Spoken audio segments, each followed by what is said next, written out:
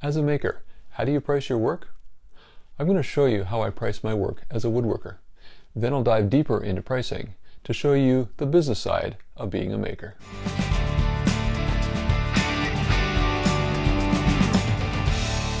I'm Scott, and welcome back to Home Improvement Woodworking. I've got a business degree, and I've also been running my part-time custom woodworking business since 1999.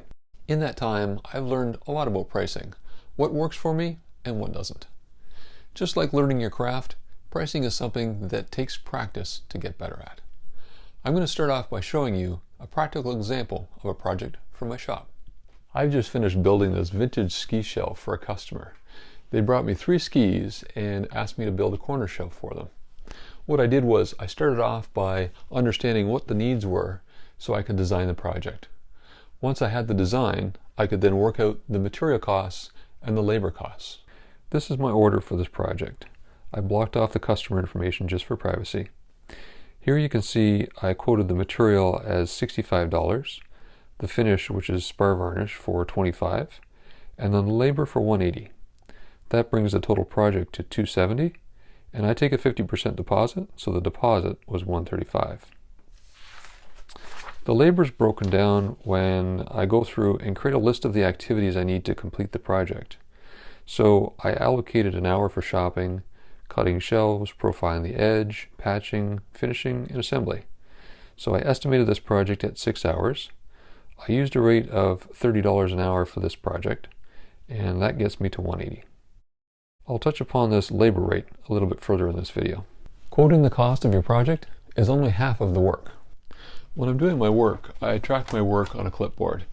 What I do is I write the order number down and make sure I track every task that I'm doing and how long it takes. That way I can total up the total labor I put into the project and compare that with my estimate. When I compare my estimate with my actuals, I can start to compare and see where the difference is. Here in material I had estimated $65. I was able to make some wise material choices and actually get that down to $29. The finish was practically the same.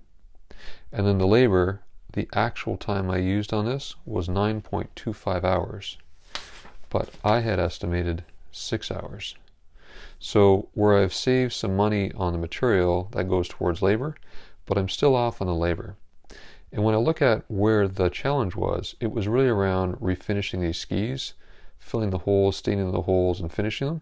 That's where I needed to do better on my estimate. So overall here, I'm out by about $60 on the overall cost of the project. I can't stress enough the importance of tracking your actual costs.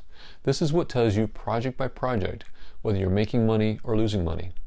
You don't want to wait until the end of a month, the end of a quarter, or the end of a year to figure out that you're losing money. For me, this isn't the fun part about being a maker, but it's a really important part of running any business.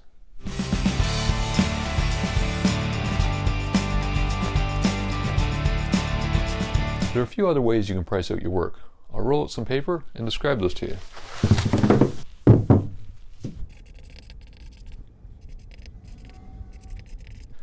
Material times X refers to applying a multiplication factor to your material. So if I had a project where I had $200 worth of material and I was doing material times 2, that would be $400 for my price. This is only good where you've got material consistently a portion of your costs. So for most people this doesn't work. A daily rate would be, for example, I want to charge $500 a day on a project.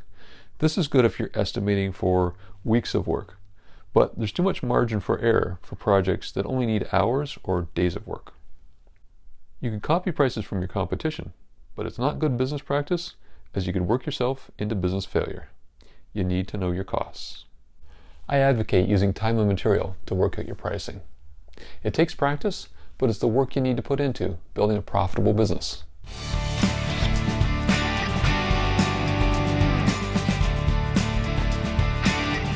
I've taken formal project management training, and in that I learned how to take a project and break it down into small tasks. We can estimate small tasks much easier than large ones, and much more accurately. So start off by making a list of all those items you would need to do in order to complete a project. Don't forget things such as shopping, designing, and even delivery. Once you have a list of tasks, Estimate how much time it will take to complete each task. As a general rule of thumb, if I have a task that will take more than 4 hours, I break it down into smaller parts so I have a more accurate estimate and details to track my time against. Don't just look at this as work for pricing. This can help you with your scheduling and even keep you on track in your work. See if you can beat those estimates and make it even more profitable.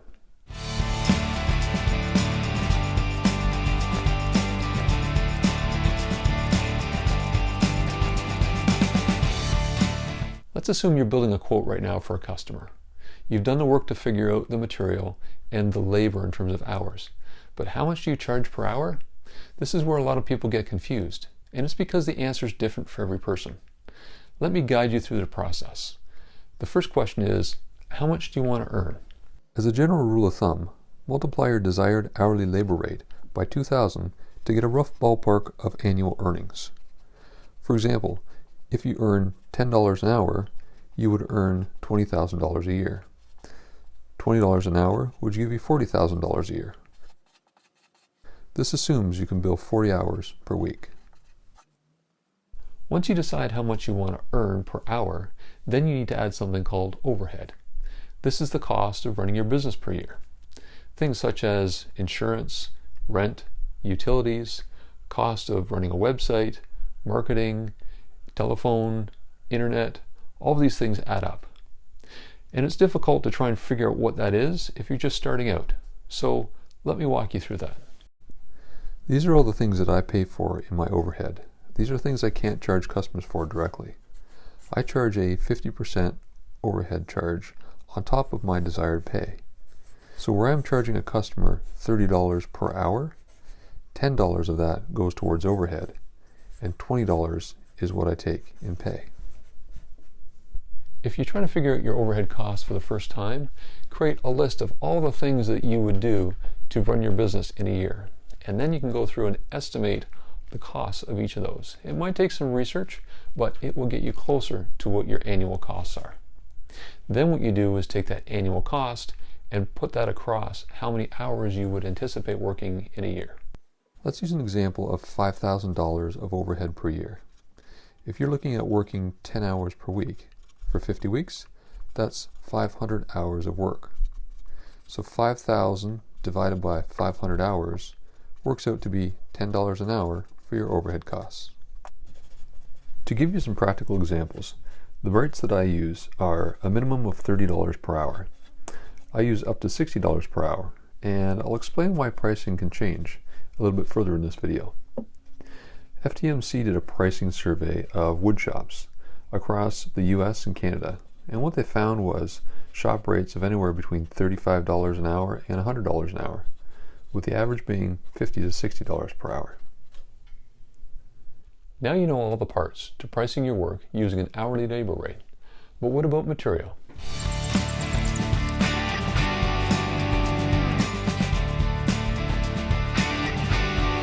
For material costs, I charge my customers the retail rate. Some people advocate marking up on material, but I don't like doing that. I quote my customers material and labor.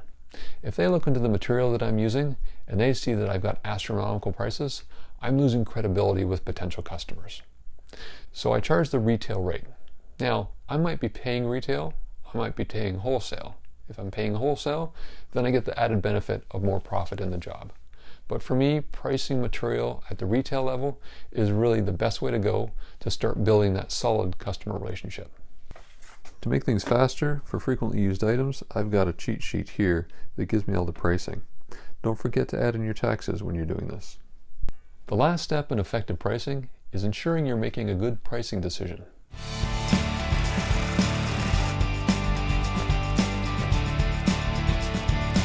What's the value of your service? Asking yourself what a customer would pay for something is a good sense check. Look at the competition in your marketplace and see what they're selling for. As a general rule of thumb, if you sell in a city environment, you can charge more. If you're selling in a rural environment, you have to sell it for less. If you're selling on the internet, you're at the mercy of global prices. Let's look at an example of a potter selling her handmade vases for $45, but similar prices are selling for $60 in a nearby store. This justifies an increase in the price. But if we've got imports that are selling for $12 a vase, then we've got a problem. This is where you need to switch from your maker hat to your business hat and ask yourself if it really makes sense to pursue making this product. If you know the value of your product, you can avoid some expensive mistakes and also optimize your pricing. You need to know your costs, you need to know your competition, and you need to know your market. If you get all these three, you'll have success.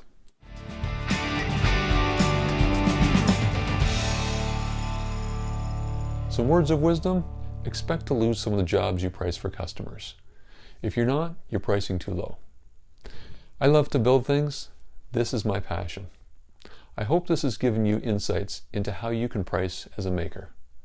If you want to hear more topics from us on the business front of being a maker, please leave your comments below. If you enjoy listening to podcasts, check out Made for Profit. John and Brad share some great advice with the maker community. Until next time, enjoy your time in the workshop.